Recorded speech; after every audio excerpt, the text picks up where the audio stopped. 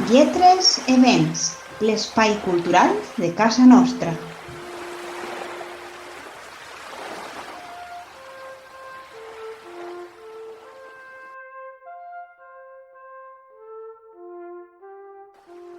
Per segona vegada comptem amb la participació d'Àgueda Jimeno ací a Lletres Events, que ja vaig presentar en un altre monogràfic com a docent i llicenciada en Filologia Clàssica.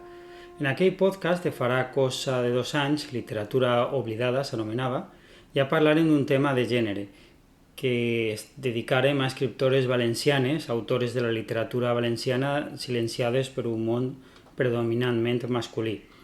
Doncs ara novament tornem a obrir un tema dedicat a la dona. Més concretament ens parlaràs, Àgueda, de l'obra d'una dona que va viure en la segona meitat del segle XIV i part del segle XV. Ens referim a Cristina de Pisan. Moltes gràcies, Àgueda, per estar ací, primerament. I bé, qui era aquesta escriptora? Gràcies a tu per convidar-me i abans d'explicar-vos qui era Cristina de Pisan, que me té entusiasmada, vull recordar una paraula que va sorgir en l'anterior gravació, que és la criptogínia, l'ocultament de la dona a la història. Per fi tenim una paraula i per tant podem adonar-nos. Vale, Cristina de Pisan, qui era?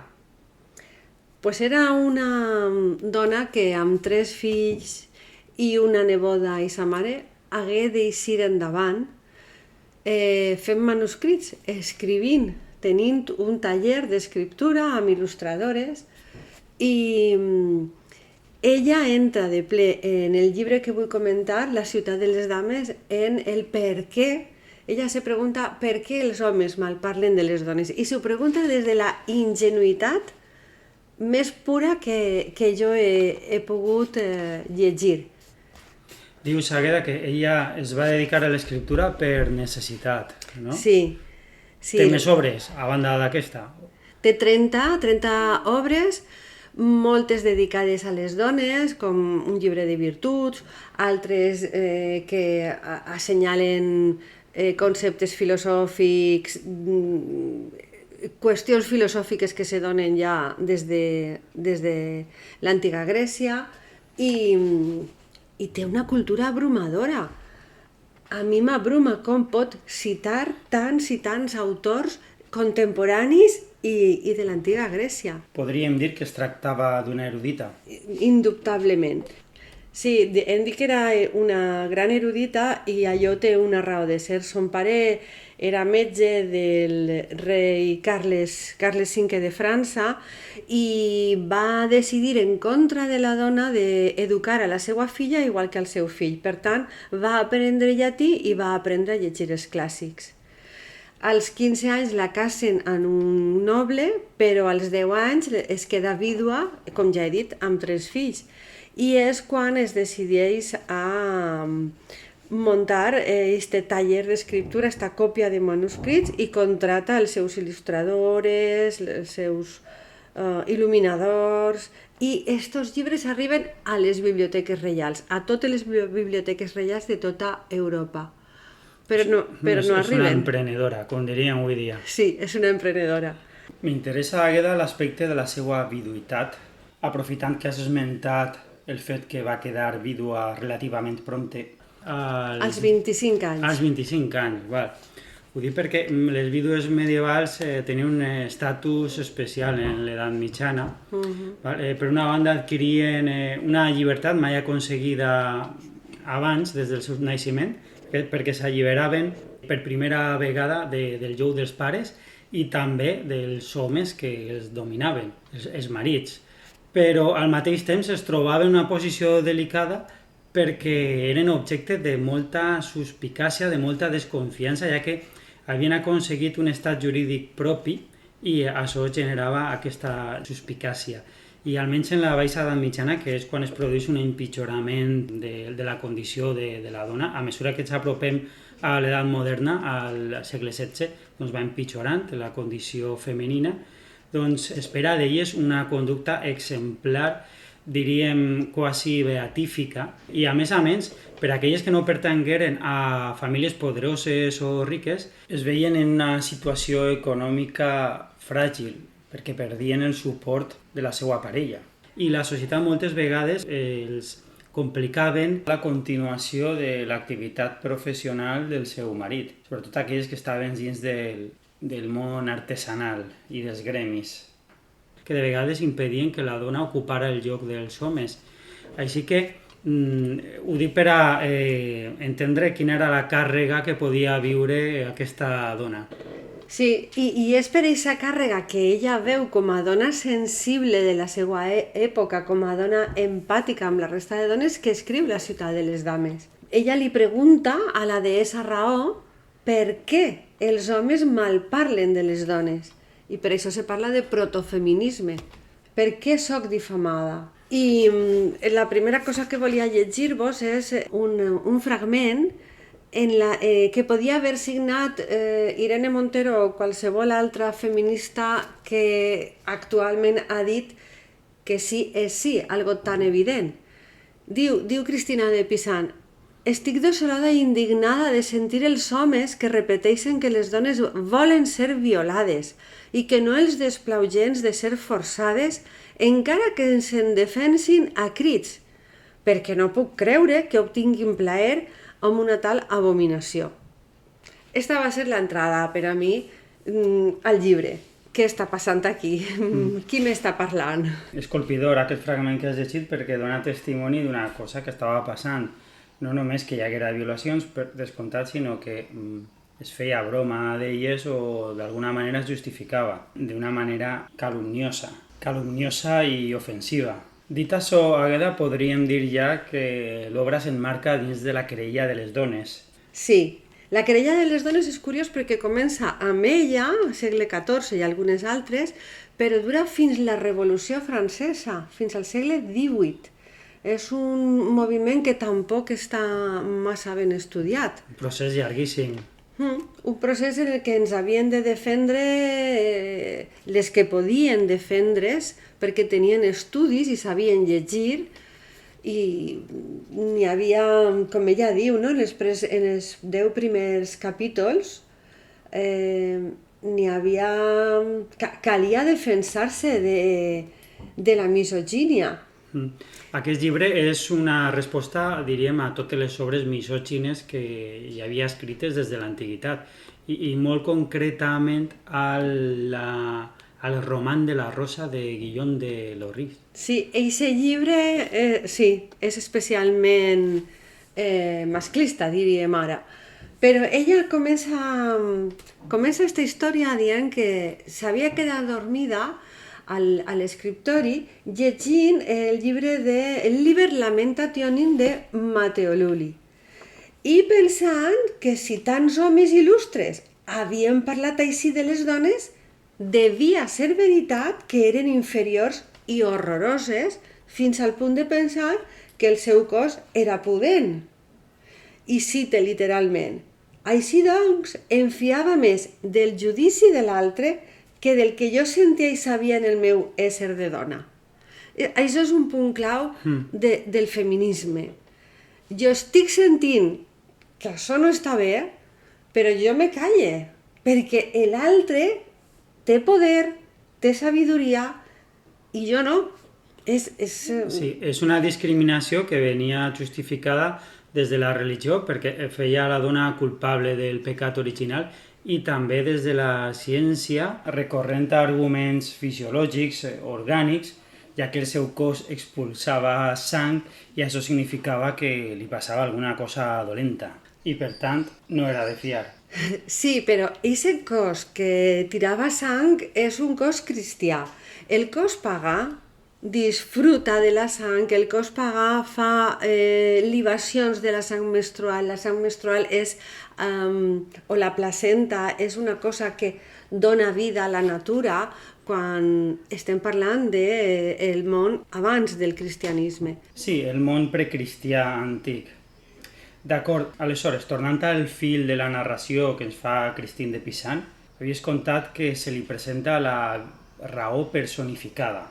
Aleshores, apareix la raó en la ciutat de les dames, que és la que li ajudarà a construir els fonaments. I aquí ella la raó li diu a Cristina: hem tingut pietat de la teua confusió i te volen treure d'aquesta ignorància que t'encega de tal manera que rebutges el que saps amb certesa per unir-te a una opinió en què no creus, ni te reconeixes i que fonamentes sobre l'acumulació de prejudicis d'altre. Els prejudicis dels homes en contra de les dones. I la raó que comença el capítol dient jo t'ajudaré a fer els fonaments, és un símbol, és una metàfora. T'ajudaré a fer esta ciutat amb el càbec de la intel·ligència, la posa en context del que ella sent. La raó li fa repensar-se d'una manera neutra, equilibrada. D'ací ve aleshores el títol de l'obra, de la construcció d'una ciutat que comença pels fonaments. Per tal, diu ella, per tal de que ara endavant les dames i altres dones de mèrit puguen tenir una plaça forta on retirar-se i defensar-se contra tants nombrosos agressors.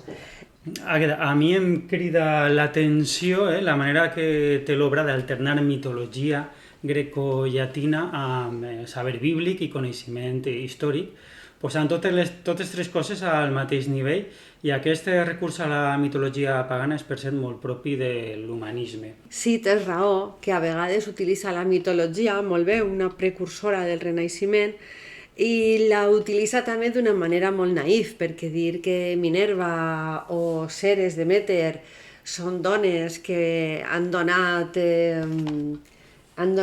elements bàsics a la civilització i que hem d'estar agraïdes a les dones per això, és un poc ingenu. Però també els homes han defensat a Ares o a Apolo com a arquetips que ajuden a tirar endavant la seva virilitat. Sí, ella pren exemple d'aquests personatges que la tradició ha anat posant en llocs destacats. Sí. I justament la religió moltes vegades que és misògina i discrimina la dona, doncs ella aprofita aquesta mateixa tradició per en el seu favor, com a ferramenta per a desfer i desarmar els prejudicis que s'han construït al voltant de la dona. Sí, i en la primera part també destaquen les reines que es queden vídues i n'hi ha un fragment de Fredegunda, una de les regnes, que també m'ha recordat molt aquesta defensa que hem fet de la conciliació laboral i familiar. I és que ella va a les corts amb el seu fill al coll, no? I ho diu clarament. Amb el meu fill al coll, a totes bandes, fins i tot una altra va a la guerra amb el seu fill. I una altra, molt divertida, una altra romana, va a la guerra amb el seu fill, i no parlem de les amazones, quan comenta el treball de les amazones. Sí, també recordo el cas de la mare de... quin rei era? De Teodoric, que acudeix al camp de batalla amb ell. Teodoric arriba un moment que vol anar-se'n, que vol fugir de la batalla, i ella li diu algo així com fill meu, si te vols eixir del camp de batalla, torna a entrar en el ventre que t'ha parit. Eixos punts de dona, no? Que no podem obviar-los, no? Que és un poder també que tenim.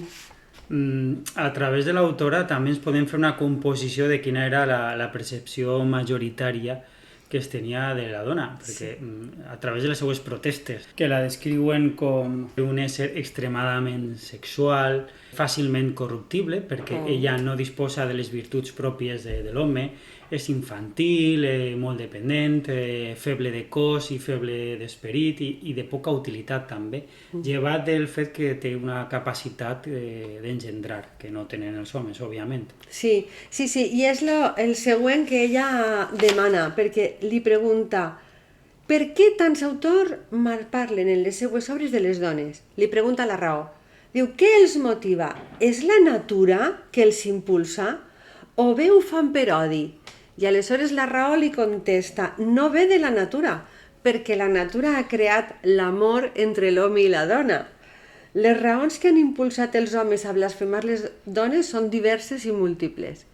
I una de les raons m'agrada, especialment vull comentar-la, i és que diu, per salvaguardar els homes de dones de mala vida, han volgut alguns autors dir que totes les dones són així com tu has dit. I clar, ella li contesta, això és un error, perquè si te matem a tu en bones intencions estaria mal fet. Diu, no és just provocar dany a una part amb el pretext d'ajudar a la contrària i condemnar la conducta de totes les dones. Fins a quin punt l'home necessitava aquest tipus d'argument per a no caure en el vici, Sí. en la corrupció? O després també n'hi ha un bon grapat d'homes, com ella diu, que és per gelosia, no? Homes que ja no poden adquirir aquests vicis fàcilment i aleshores blasmen a les dones per pura enveja, gelosia o... Resulta innovador que per primera vegada es fa un anàlisi de les raons de la misogínia a través dels autors misògins que ella coneixia. Anomena des de Cató, Ovidi, Cecco d'Ascoli... Parla molt de Boccaccio, no en termes negatius, justament. En termes molt positius, sí. De Boccaccio trau moltíssima informació de les qualitats de les dones, sí. Ella trau pit moltes vegades de dones que exhibeixen qualitats que es consideren únicament en propietat dels homes, com és el cas d'aquestes dones que tenen capacitats guerreres o de comandament bèl·lic, com passa amb les amazones o algunes reines de l'antiguitat o de la mitologia també. Sí, la reina de Saba, Semiramis, fins i tot Dido, que se'n va i crea un altre país. La fundació de Cartago. Sí, és meravellós. Són exemples que ajuden, clar, a veure reflectida el nostre poder. Pràcticament no n'hi ha virtut, entre cometes, masculina, que ella no lluite en favor, no dispute als homes, en favor de les dones. Clar, de fet, la força d'un home, ella diu, i també volia citar-lo, que no ve el coratge d'un home no ve del cos, sinó del cor i la consciència. Per tant, les dones també podrien ser coratjoses i fortes. Sí. Després, una altra cosa que hauríem de comentar és la culpabilitat que sentim les dones. M'és impossible no posar-me en el seu lloc i parlar de nosaltres, perquè aquesta culpabilitat encara l'arrosseguem. Aleshores diu que les dones, uns dels insults que es fan és, com tu has dit, mengen massa dolços, van a l'església per lluir els seus encants, o els agrada estar en xiquets, perquè clar, com elles són puerils, i només els agrada plorar, parlar i filar. La tríada de la dona. Ara recordo un escrit de Francesc d'Eiximenis que parla concretament de les vídues i diu que elles, una vegada han enviudat, es dediquen a abillar-se, a posar-se guapes per a trobar una altra parella, la qual cosa ell denuncia com a comportament poc cristià. Tornem a la moralitat a la qual estaven sotmeses les dones i no els homes. És de condemnar. La misogínia a València va tindre un fum d'escriptors. El procés de los Olives és un altre llibre misògin en el que un home major que està a punt de morir-se malparla de les dones en la seva dilatada vida. I això ho escolta la infermera que l'està cuidant i, en fi... Bé, aleshores, una vegada construïts els fonaments, és el torn d'emmurallar la ciutat. Sí, i per emmurallar la ciutat té a la rectitud. I a la rectitud li pregunta si n'hi ha alguna dona que ha pogut accedir a les ciències o si n'hi ha alguna ciència que hagi inventat una dona. I aquí torno a quedar-me bocabadada perquè diu: si les nenes anaran a escola com els nens, sabrien tant com ells. I diuen que són menys intel·ligents perquè es queden a casa i no tenen tants estímuls rics i variats com els homes. Per exemple, conta d'una tal cornifícia que per anar a escola s'amagava de ser dona. I així esdevingué una poeta i filòsofa que és la que cita Boccaccio. O, per exemple, una tal Proba cristiana que era una experta en literatura grega i romana. Safo, En fi, les muralles estan fetes per dones que sí que sabien de ciència. Resulta interessant aquest aspecte de la instrucció, de l'educació, perquè demostra que l'autora fins a quin grau ha pres consciència de la seva condició, de la seva situació. I es manifesta així també el silenci dels moralistes de l'època, perquè d'això no parlen. Parlen dels vicis, de tota una sèrie d'efectes que tindria la dona de fàbrica, però mai entren en aquesta qüestió capital. Ells blasmaven contra les dones justificant les seues condemnes per motius religiosos, fisiològics, etc. I per contra callen davant d'aquesta qüestió que per a Pisan era bàsica, la instrucció, i que avui dia tenim més o menys clar, almenys un sector de la població, perquè la instrucció és un dret essencial per aconseguir la igualtat i una major justícia social. Clar, aquí en Europa, perquè heu escoltat les notícies dels talibans, han enverinat a les xiquetes que anaven a escola. Això està passant esta setmana i estos mesos. A Europa l'educació és un dret, però no a totes les bandes del món. N'hi ha encara molt per fer, clar. I bueno, la següent pregunta és: i han inventat, per esa ingenuïtat de Cristina de Pisan, han inventat alguna ciència?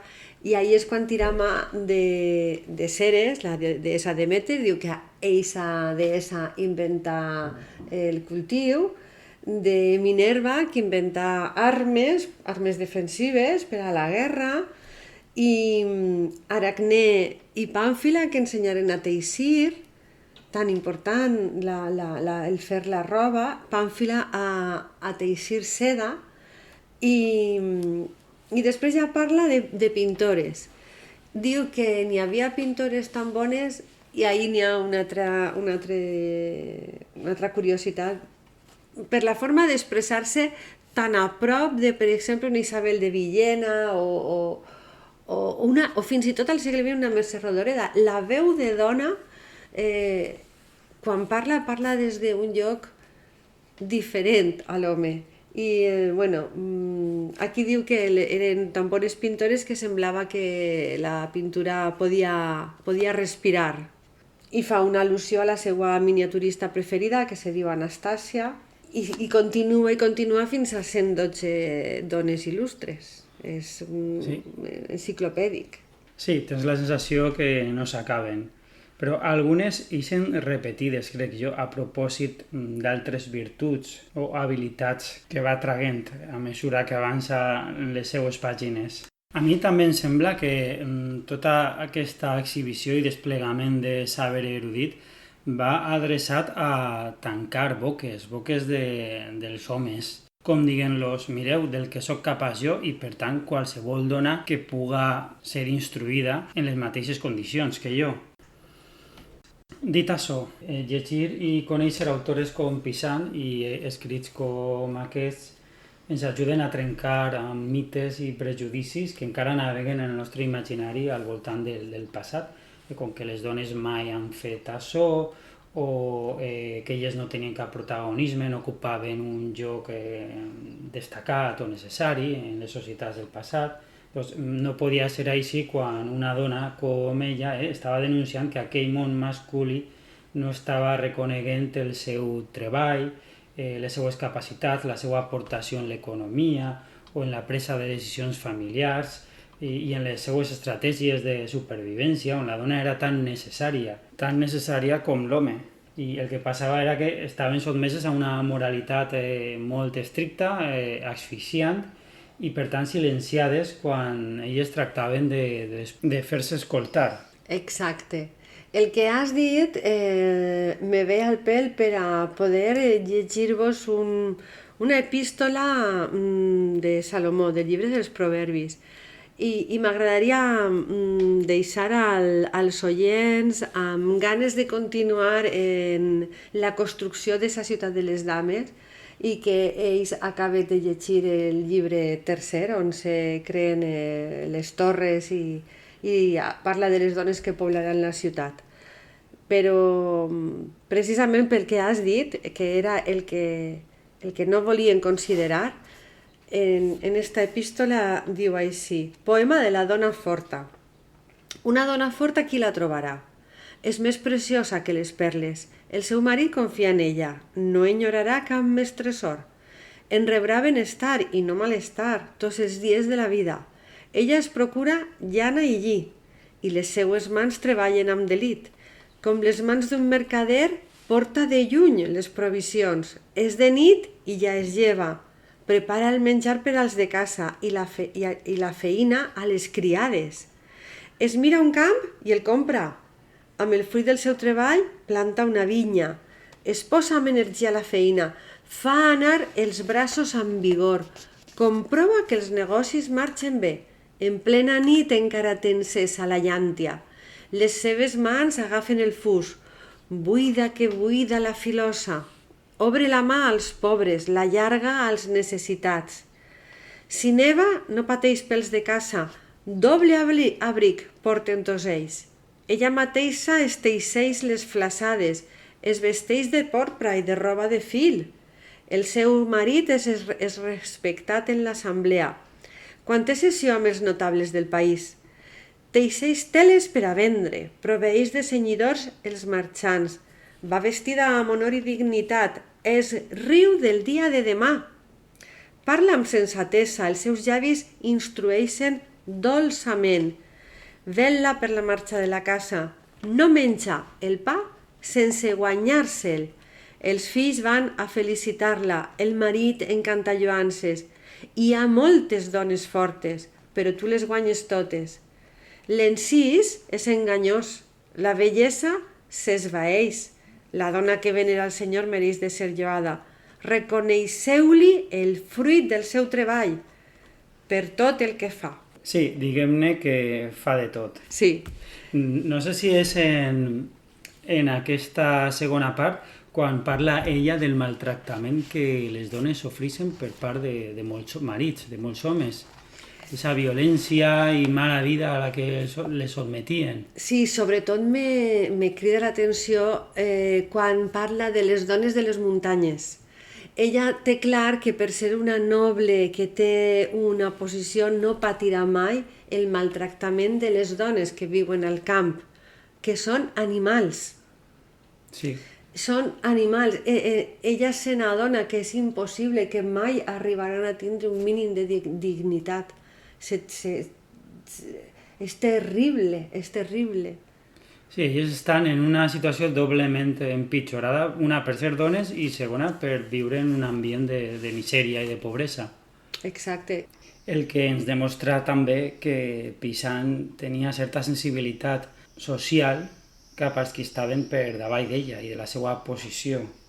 També un altre aspecte que em va cridar l'atenció és quan parla de les filles, del rebuig que fa la societat i de les famílies cap a les filles, perquè diuen que eren massa cares de mantindre i sobretot per la qüestió del dot que necessitaven per a casar-les i que ja desmentís amb arguments sòlids. Sí, és una avançada al seu temps. De veres que Cristina de Pisan podria estar ara mateixa en la tercera onada del feminisme. S'ajustaria perfectament als nostres temps. Sí. Almenys quant al que al feminisme es referís. En altres qüestions no ho sabem, perquè no deixa de ser una mentalitat medieval. Sí, ho hem vist, clar, i està molt unida a la religió també. Ella és una dona religiosa, evidentment, clar. I d'alguna manera s'intuís que en algun passatge compartís alguns dels arguments de la misogínia quan diu, no, sí, és veritat, n'hi ha dones que no són lleials als seus marits o n'hi ha dones que estan corrompides, però no són totes. Així com els homes no tots són maltractadors i dolents, no totes les dones estan mancades de virtuts. Sí, clar, ahí està la injustícia social, que ella no tracta, clar, ella fa la ciutat de les dones per donar un lloc on recolzar-se a aquestes dones nobles, filles de reis, de comtes, de ducs, a les que va adreçat els seus manuscrits. Per anar finalitzant, Àgueda, volia preguntar-te com recomanaries aquesta lectura per a aquells que no vulguin llegir-se-la d'una manera metòdica, sistemàtica, ja que no deixa de ser una recopilació llarguíssima d'exemples de dones virtuoses i heroiques que de vegades pot fer-se una mica farragosa.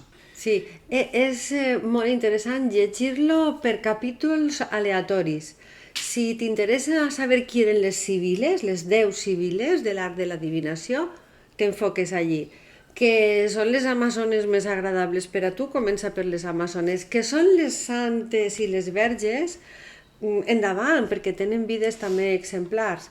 No cal llegir-lo exhaustivament, no cal. Cal disfrutar-lo.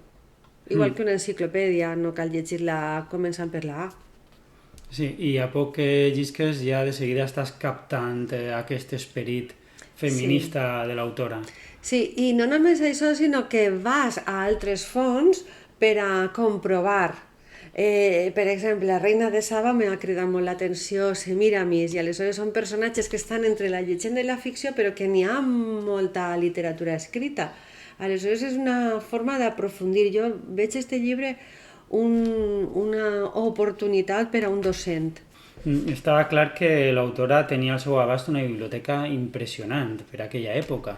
Clar, el seu pare era metge i astrònom, heretaria aquesta biblioteca. Però sobretot tenia un coneixement en 25 anys molt més ampli que qualsevol filòleg o historiador de la universitat actual.